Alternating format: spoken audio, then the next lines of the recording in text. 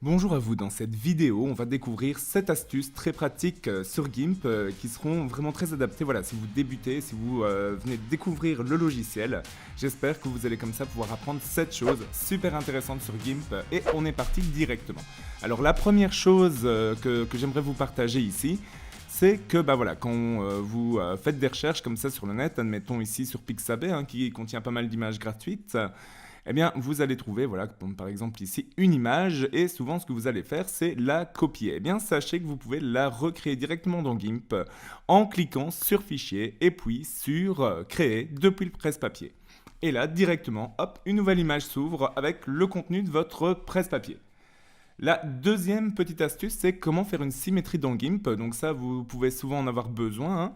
Eh bien, vous avez un petit outil juste ici, voilà, qui s'appelle l'outil de retournement. Bien simplement, vous le sélectionnez et puis vous cliquez sur le calque que vous voulez retourner. Et voilà comment faire une petite symétrie sur GIMP.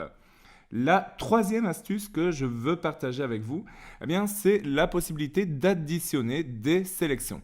Donc, par défaut, quand vous avez l'outil sélection ici qui est sélectionné, vous allez faire une sélection et puis vous allez en faire une nouvelle qui va la remplacer. Eh bien, sachez qu'il y a moyen de changer ce comportement par défaut. Donc ici, par défaut, il va être sur remplace la sélection actuelle, ce qui explique le comportement.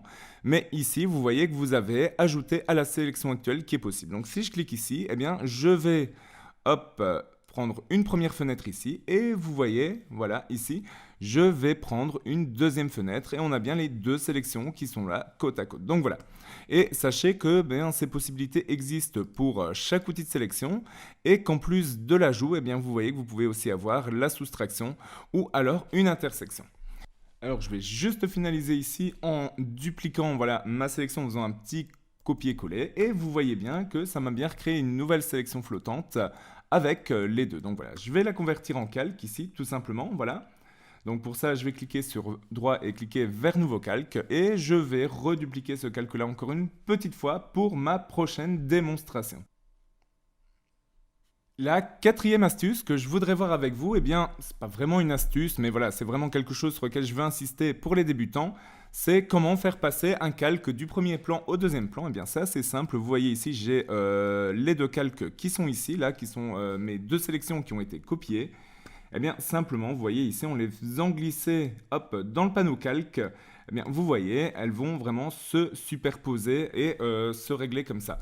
Donc voilà, si vous les passez carrément en dessous du premier calque ici, vous voyez, je les vois carrément plus sur mon image. Donc voilà, ça reste un peu dans les principes de base, mais je voulais quand même revenir dessus dans cette vidéo pour les plus débutants d'entre vous. Pour la cinquième astuce, on va revenir un petit peu sur nos dadas. Et donc ce qu'on va faire ici, c'est simplement vous montrer la possibilité qu'il y a moyen d'avoir des règles. Donc ces règles-là vont permettre de pouvoir comme ça, voilà, baliser un petit peu mon image. Elles ne seront pas affichées sur l'image finale, bien sûr, mais voilà, si vous voulez séparer un petit peu votre image, c'est plutôt pas mal de faire ça comme ça. Une fois qu'elles sont déposées, vous voyez, je la prends en la faisant glisser des règles qui sont là. Je n'ai plus, voilà, qu'à les déplacer avec mon outil de sélection, comme pour un calque normal.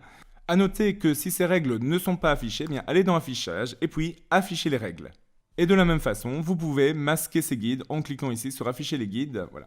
Sixième astuce, il se peut que j'ai besoin de redimensionner mon image à des dimensions bien précises. Et bien pour ça, je n'ai qu'à aller ici dans Images et puis dans Taille du canevas. Et alors ici, je vais pouvoir indiquer la nouvelle taille de mon canevas. Donc par exemple, si j'ai envie de redimensionner ça en une photo de 600 sur 600 pixels, voilà ici en carré, je peux le faire et alors voilà, je vais le faire ici tout simplement. Si jamais les deux valeurs bougent en même temps, il faut décocher le petit lien qui est ici qui va faire bouger les photos proportionnellement. Après, ça peut être utile aussi. Et je peux venir ici, glisser mon image, voilà, vous voyez, pour la recadrer comme j'en ai envie. Donc voilà un petit peu comment je peux faire ça ici. Et ensuite, je n'ai qu'à cliquer sur redimensionner, comme ça on va redimensionner le canevas et on pourra toujours comme ça venir replacer notre image. Enfin, je vais revenir ici sur les petites fenêtres qu'on avait dupliquées tantôt pour vous montrer un outil très pratique. Ça, c'est la septième astuce, donc c'est l'outil de transformation unifiée. Alors cet outil-là, il est vraiment plutôt pas mal parce qu'à lui seul, il va remplacer les outils de rotation, de cisaillement, de perspective et aussi de déplacement. Donc voilà, ici quand j'ai pris mon outil de transformation unifié, eh bien vous voyez, je peux venir déplacer comme ça le calque comme j'en ai envie. Mais en plus de ça, je peux venir ici, voilà, sur le grand carré qui est ici, vous voyez, tirer la poignée pour redimensionner comme ça mon calque en largeur ou en hauteur. En plus de ça, toujours, si je viens sur le petit carré comme ça ici, à l'intérieur, qui est un petit peu en oblique là comme ça, je peux venir comme ça travailler le cisaillement. Et enfin, si je viens ici sur ces petits losanges qui sont ici là, voilà, tout autour, eh bien, je peux modifier la perspective. Donc voilà un petit peu un outil de transformation très pratique qui permet de manipuler un petit peu les calques comme on le souhaite. Donc voilà, j'espère que ces petites astuces, en tout cas, elles vous ont été utiles, que vous avez encore progressé sur GIMP, et moi je vous dis à bientôt pour de nouvelles vidéos. D'ici là, bien, si vous avez aimé la vidéo, n'hésitez pas à vous abonner, n'hésitez pas non plus à la partager, et on se retrouve très vite.